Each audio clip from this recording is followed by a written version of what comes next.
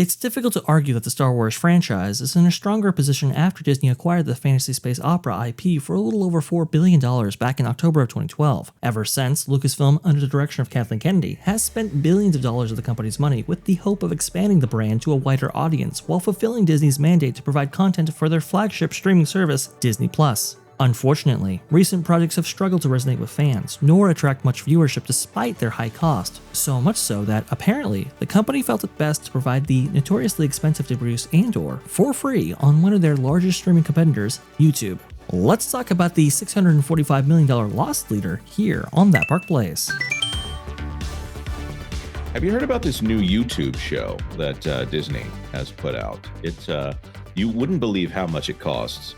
It's $645 million for 2 seasons of this YouTube show, and now Vash knows exactly what I'm talking about. Going again to Caroline Reed over here from Forbes, why Disney gave away this Star Wars show for free. Look at all those stormtroopers. They're just, look at them and their big smiles, and they're just goofing it up for the camera. Few trends seem as applicable as the one which is sweeping through Hollywood at the moment. After spending years and billions of dollars building up exclusive content libraries for their streaming platforms, studios are selling shows and movies to rival platforms or are even giving them away for free. This is a great article from Caroline Reed, and you should read through the entire thing. But look at this. They talk about Andor, which is the show that is currently on Disney+. As of the recording of this, they're about to premiere their second set of episodes. Right now, they're doing a 12, I think, episode season, and they're doing 3 episodes at a time. So over 4 weeks, they're going to release 3 very long episodes every Tuesday evening, which is an enraging schedule because what they're doing there is they're trying to work very hard to get as many watch minutes in a short period of time, because the ratings are not based off single episodes. They're based on the number of minutes watched. They're trying to punch the system as hard as they can by getting as many watch minutes in a single period as possible. Well, with that being said, Andor still did not chart in its first week. What we did get from Andor was some really unfortunate comments that came from the creators of the show, saying that we are all a product of involuntary procreation from probably strangers. It's a statistic that I would probably bring up that involves crime and also on involuntary family planning. Let's just say that one. It was a very weird, and I'm not going to use the actual word, but anyways, this is the kind of show that Disney is putting out and saying, you know what we need to do? We need to spend $645 million making this show that is of interest to almost no one.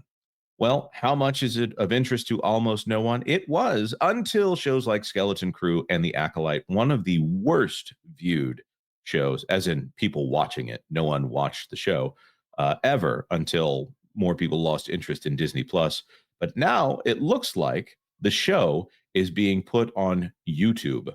Thanks to Andor's blockbuster popularity, word is still spreading about the show, so making multiple episodes on YouTube was far from risk-free, although viewers still have to subscribe to Disney Plus to find out what happens later in the series. They don't have to pay a cent to find out what all the hype is about, rather, here. Now, Vash, when the Disney earnings calls happen, what is the metric that we're usually looking at to find out whether or not Disney Plus is profitable? Because Disney does not release any figures to show whether or not Disney Plus is actually profitable.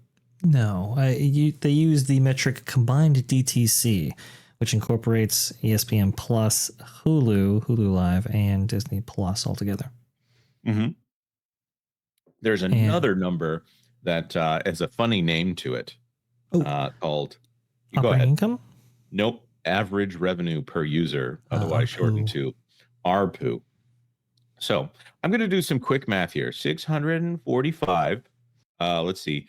0, 0, 0, 0, 0, 0. That's 645 million.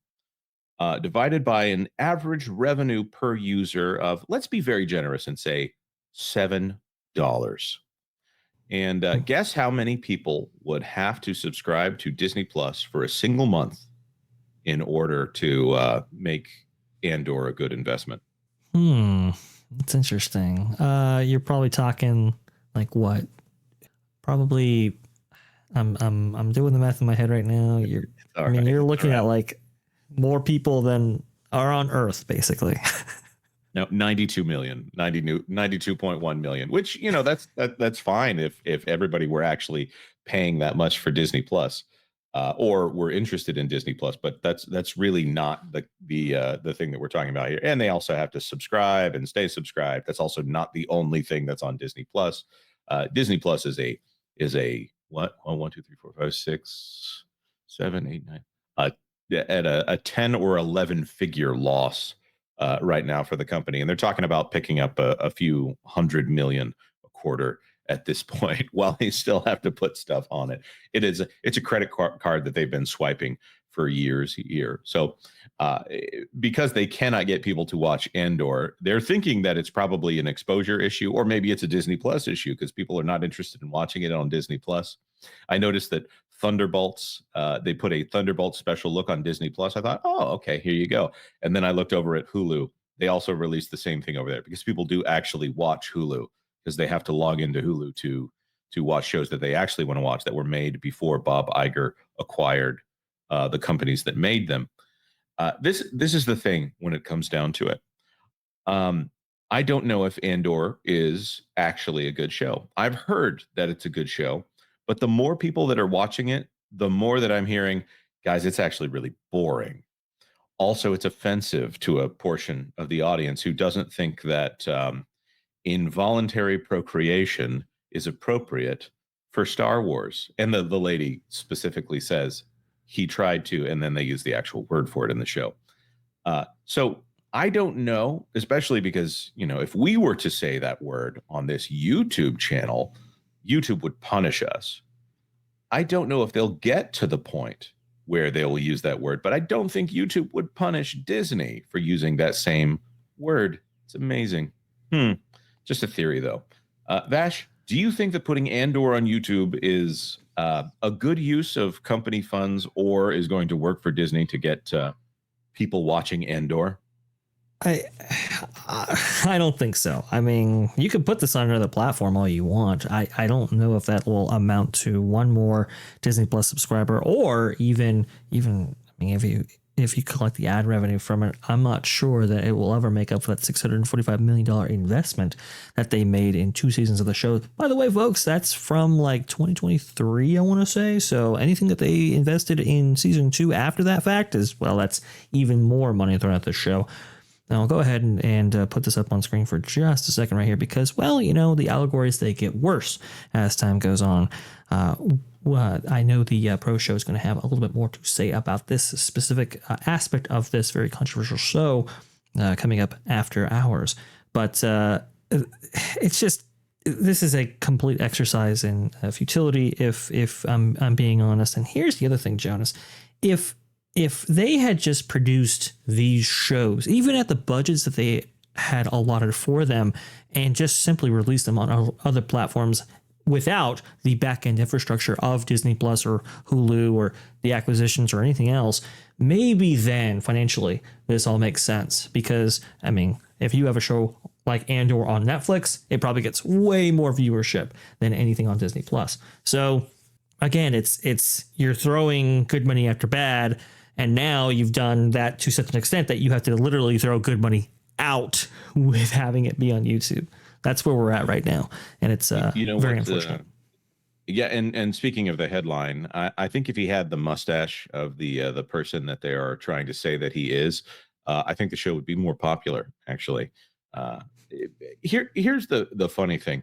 The other guy, they want to make allegories about the other guy with the smaller mustache all the time, to the point where it just ends up being noise. They just shout that at everything.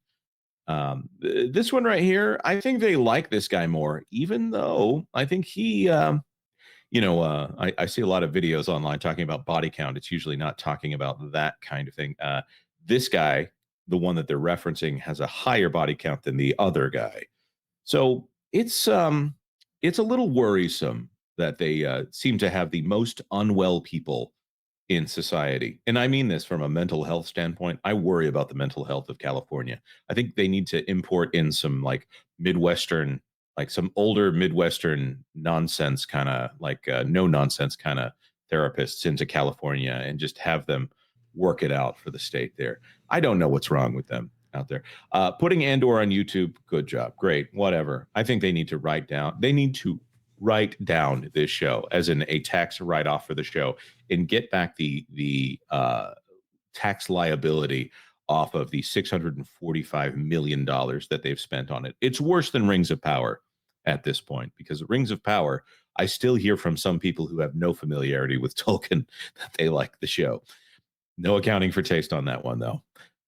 Vash, any final thoughts before we wrap this up and move on to the next story? Yeah, well, I can't comment in California. There's some amazing people there for sure, but I think there is some influence within certain areas of Hollywood that have not been great for these shows and the long-term viability of certain franchises. We have covered many of that, much of that, plenty on this channel here, but for Andor itself, I don't know if this will ever come around to being a really popular, amazing show for them. I don't really even think they're intending it to be, because remember, this was, I think, like going to be 4 seasons or something like that, and now it's down to 2 seasons. And this season they're releasing episodes in 3 episode installments, and there are big time jumps and time gaps in order to cover the story that they wanted to tell, at least the creators did, before being scaled back because of the amount of raw money being spent here. It's just really sad. There was a time that Andor could have been supported in a much bigger way, but I think Disney has really, and Lucasfilm have really bungled this franchise to such an extent that it's very difficult to get people enthusiastic about Star Wars in any capacity other than George Lucas's Star Wars, as revealed by Revenge of the Sith's amazing re-release. You know, you make a good point here. And Tony Gilroy said they will never make a show like Andor ever again. The amount of money that they spent on it, the fact that they used physical sets. It was almost as if they said, you know what, we have to tell the complete story regardless of whether or not people are watching. There's part of me that wonders, like, could you just go back to doing pilots, please? Just like actually considering whether or not people are watching the show before you continue on with it. But to each their own. Thanks for watching That Park Plays News. For more information, consider checking out www.thatparkplace.com. And don't forget to subscribe, share, like, and send this out on your favorite social media accounts.